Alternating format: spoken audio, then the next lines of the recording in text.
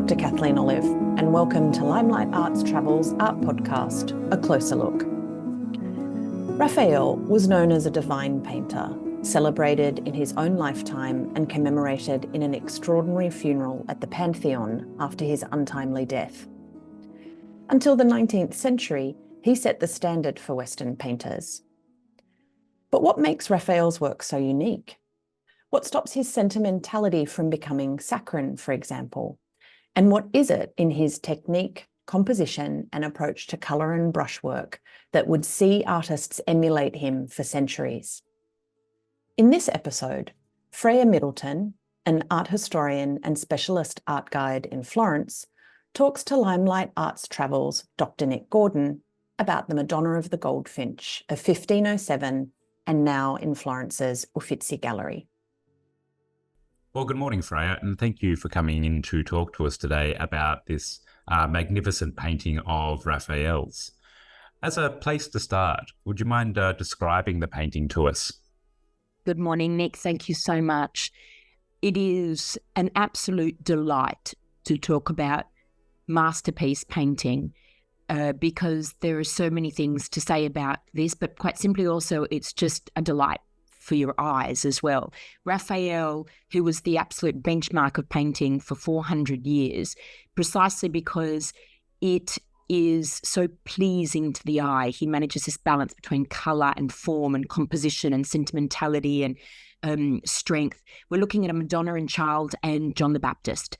It's a fun thing to note that whenever you see a young John the Baptist, because this Madonna and Child with young John the Baptist, typically 9 times out of 10, it's going to be a Florentine patron, commissioned by a Florentine patron. John the Baptist is a patron saint of Florence. And so they love, of course, to commission works with their patron saint, but they also have this love to show him as a little boy. And indeed, Raphael, when he arrived as a painter in his own right to, let's say, the art capital of Europe, Florence, in the early years of the 1500s, he actually made quite a name for his Madonna and Child for a domestic environment, as this painting that he did just before February of 1506. This is a reasonably sized painting, but not a large scale that would be in a large chapel in a church. It's a reasonably sized painting of Madonna and Child with young John the Baptist, destined for a lovely reception room on the first floor of a Florentine home. And so it was customary to have a Madonna and Child in the main rooms of the homes. And we know Giorgio Vasari tells us in the lives of his artists that that Lorenzo Nasi, this painting was commissioned for the wedding to sell as part of it, as a gift for the wedding between Lorenzo Nasi and Sandra Carnigiani. And as Sandra Di Matteo Carnigiani, and as they were wedded in February 1506, it's assumed that it was painted before this date. Precisely in those years that one loves to say, that kind of second phase of Raphael's working life, that phase that, he's got his early years, he's from Urbino, Raphael Sanzio, he's from Urbino, he's a registered painter at the age of 17. I mean, he's a prodigy, grew up in his father's workshop. I mean, his father died when he was 11, but his father was a court artist of the Duke of Urbino, Federico da Montefeltro, and then he grew up and was outrageously talented and studied. He would have studied 24 hours a day, essentially. Raphael was ambitious, registered painter at 17, was commissioned to do works in Urbino, in Città del Castello, in Perugia, and then obviously late teen, 20 years old, believes he's ready. Then he wants to come in and dabble in the market in Florence. And this is one of his works. Yeah. And it's kind of really interesting because it sounds like it's quite a change from relatively, or not relatively small, but smaller places, even though kind of Urbino is a great centre of the arts during his life. But that sense of coming to Florence as kind of the next stage in his career development. Are there any changes in his style that we see coming through in this painting? Raphael, can you imagine when he arrived here, already wonderfully talented, already many notches in his belt, But then he comes to the Florence of Leonardo da Vinci and Michelangelo, who, with the shadows and the psychological presence of the glances between the figures that Leonardo da Vinci is doing in his drawings. Michelangelo, who's working on, he's just finished the David, the sculpture David, but then also doing numerous other works. And yes, Raphael's at that magpie and he soaks everything up.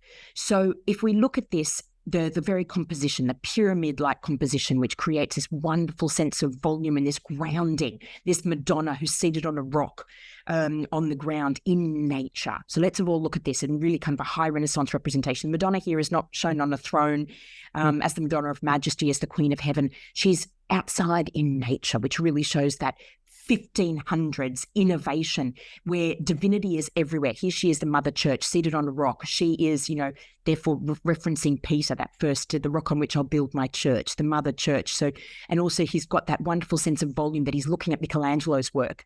Then also the Christ child is in between her legs. The Christ baby is not seated on her lap, which is an absolute innovation. And so it's almost absolutely certain that he would have seen the great Madonna of Bruges, the so-called Madonna and Child in Bruges by Michelangelo, which is done exactly at the same period that he's painting this painting. And so, indeed, the Madonna and Child by Michelangelo, by a Flemish patron, hence why it's in Bruges today, is shown very well in this innovative, because Michelangelo is innovative in everything he does, isn't he? And he places this child in between the legs of the Virgin Mary, as you can so beautifully see here. And Raphael immediately understands this innovation and the power of this, where you've got the Christ's little foot on the Virgin Mary's foot, as he is the way to salvation, his walk to salvation. And then, this wonderful way also that he's the looks, and this is what Raphael's looking at Leonardo da Vinci, above all, this awfully famous drawing that Leonardo had done and was on display, and everyone lined up. Giorgio Vasari tells us people were lining up to see this drawing by Leonardo da Vinci of the Virgin Mary, of her mother, and of John the Baptist and the Christ baby. And it was this unbelievable connection between all of the figures depicted because of the way in which they were looking at each other in this play of glances. Look how the Virgin Mary is looking down at John the Baptist and ushering her in. She's babysitting her son and, his second cousin, the son of her cousin, Elizabeth. And, she's ushering him in and kind of, as they're playing together. And look at what, and so you've got the Virgin Mary looking down at John the Baptist. John the Baptist is looking to the Christ. The Christ is looking back behind him. Why? Because indeed, this is where it's a beautiful representation of a Madonna and Child and having a play date. But then it's the absolute weight of theology that we can read here. She's seated on the rock. She's ushering in the last prophet as John the Baptist, who's caught a bird and is saying and walking up to his cousin and saying, mate, let's come and play with this. Look what I've got. And Christ is looking backwards, so the Old Testament, and he's representing the New Testament, and he's willingly taking this bird because it's fun.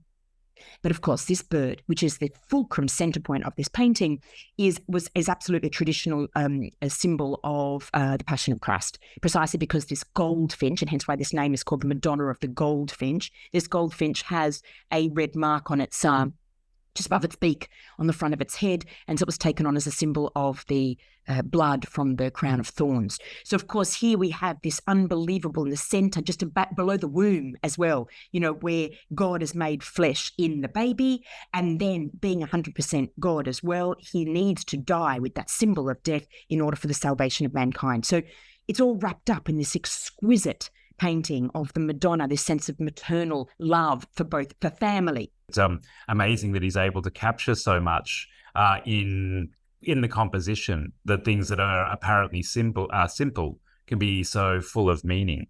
Isn't that? So sort of to add that, because there's an interesting way too that he's framed the Christ child too, using the book that's in Mary's hand.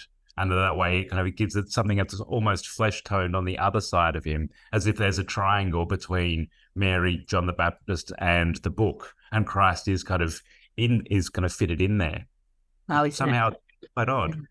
But indeed, kind of almost, it is absolutely this perfect symmetry. So as he's in between, also enshrouded with the colours of the Passion as well. This, with that blue, exquisite emerald blue of her symbol of heaven, and the blood red, indeed, of her tunic underneath the blue mantle. Absolutely. And indeed, speaking of the colour, the ability to manipulate colour to create that flesh tone is absolutely, it's outstanding. Look at the wonderful wisp of that material, that transparent cloth just above the genitalia of Christ.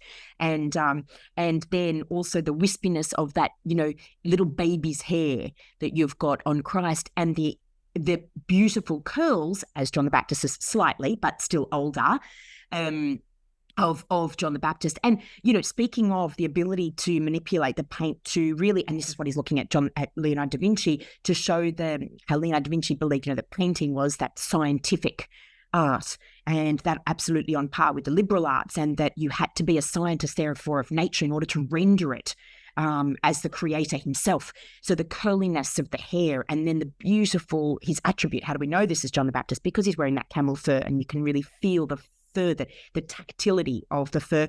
And then you remember, he of course baptizes his cousin, and so he's got the little dish for the water, tucked into the back, that he'll use in years to come. So it is absolutely a perfect, as well, wedding gift for, the idea of maternal and, babies that will come, and this kind of idea of this kind of good omen and auspicious best wishes for the newlywed couple.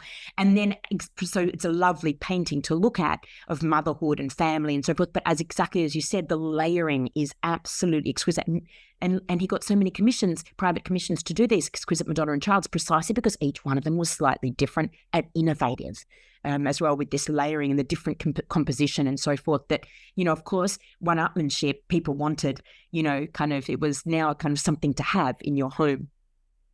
Yes, and I can imagine too that kind of once you go around and you go around to visit your friends and you find out that they've got one, you're definitely going to want at least as good, but not anything that feels just like a mere copy of something that somebody else already has. Precisely. Yes. So they've kind of got this wonderful ability to capture very complex meanings in a very beautiful way, and in a way that kind of almost brings one's heart rate down by looking at it, like even into the softness of the surrounding background. But this painting has quite a curious material history. Just tell us a little bit about what this painting, or this painting of extraordinary peace and beauty, has been through. It certainly has, the trials and tribulations of this masterpiece. You're absolutely right. So we know exactly the house still exists, where this the house of Lorenzo Nasi and Sandra Canigiani. However, unfortunately, in 1547, there was a landslide. It's in Via de' Bardi in Florence, on the other side of the river.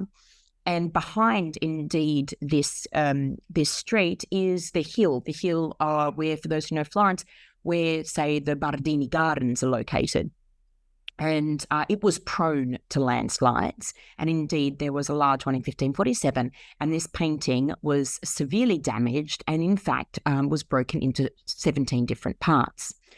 And interestingly, Giorgio Vasari tells us that then it was given to an artist at the time to restore, which he did seemingly in a very commendable way. And this artist was the name of this artist was Michele di Ridolfo del Ghirlandaio, and that's rather fun because when Raphael was in Florence in these, they say, over this 4-year period in the early years of the 1500s, his great mate, with whom, he was young, and, his great mate with whom he used to go around and not only practice art, but also probably have a few beers in the evenings, I have no doubt, was indeed the son of Domenico del Ghirlandaio, Ridolfo Ghirlandaio, and it is Ridolfo's son, Michele, who will restore his dad's best mate's ruined painting.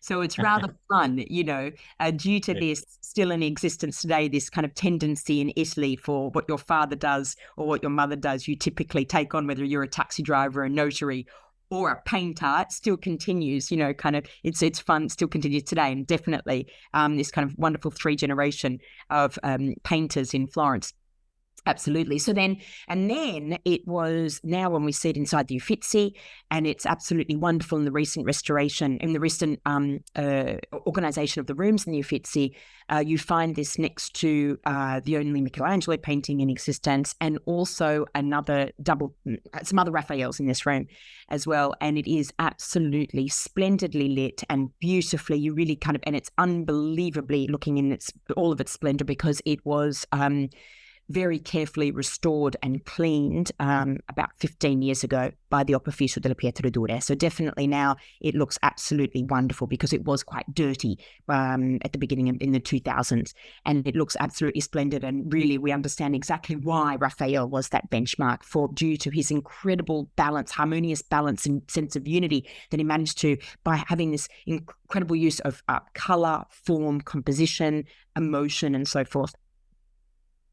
And it seems as well that there's that way of being able to understand the ideas that allow him to create that sort of that layering of meaning behind it, that you have all of that extraordinary technical skill, all of that ability to pick up on other people's most recent innovations, like what you said with picking up on what Michelangelo had been doing with the Madonna in Bruges, or kind of picking up on different ways of modeling flesh, as well as that kind of very intense use of color contrasted with the much softer background. So he's got all of this huge technical skill. He's able to combine different ideas in ways that are innovative but still meaningful, but would still be legible to his contemporaries. Do we have any idea about what he may have personally found beautiful, or are we constantly confronted with this kind of skill, intelligence, and brilliance? Do you have any kind of sense of if there's a personal touch in this? What is astounding about Raphael, considering what you said, that he is what they call that proverbial magpie, that he understands the genius and the individuality of each artist, they say, isn't it? So, that the sense of energy and grandiosity of the Michelangelo works, and then the psychological presence and the use of shadow in Leonardo da Vinci, the colour that he saw, the brilliance with the manipulation of colour by Fra Bartolomeo in this period in the early 1500s in Florence, for example. They talk about when he gets in contact with, the Flemish artists, their sense of detail and their ability, again, with colour. And so, but his superhuman power is that it doesn't look like a mess. He manages to absorb that person's talent so beautifully, absorb it, understand how it ticks, but then interprets it in his own manner. So that when he does combine it all, it gives this unbelievable sense of the divinity on earth, because he never goes. He's that. Raphael is that wonderful virtue of temperance, isn't he? He understands how they do it, but he tempers it with, kind of balance, and never too much. In media stat virtu, the perfection lies in a sense of balance and everything. And that's Raphael's absolute superpower in all of his work. And which belies, of course, the 20 hours of study and work and digestion, that he would have done on a daily basis, isn't it? It's almost a type of sprezzatura to his sense of beauty that kind of 100%. You have no idea how much he's studied. Absolutely. And so his genius is obviously this innate, but then practiced desire for harmony and balance in the world, and that's his spiritual take to all of these paintings, which really he represents the Madonna in that true high Renaissance, beautiful way of this, spiritual divinity that's earthly, and all, why she was chosen by God to be that mother of God. He manages to display it so beautifully in this desirable sense for everybody to look at, this obtainable perfection.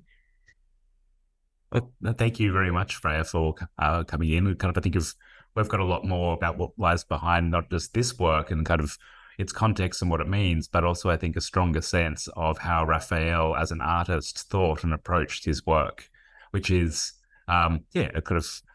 it's well to think of just where he's about to go in the years following this, after that Florentine period. I think from what you've told us, you can really see kind of the coming together of the entire Western European painting world being kind of brought into him, and then so gracefully turned into something perfect. Absolutely. Thanks so much, Nick.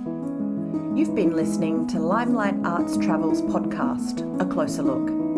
It was recorded on the lands of the Gadigal people of the Eora Nation, and we acknowledge and pay our respects to the traditional custodians of this land and their elders past and present.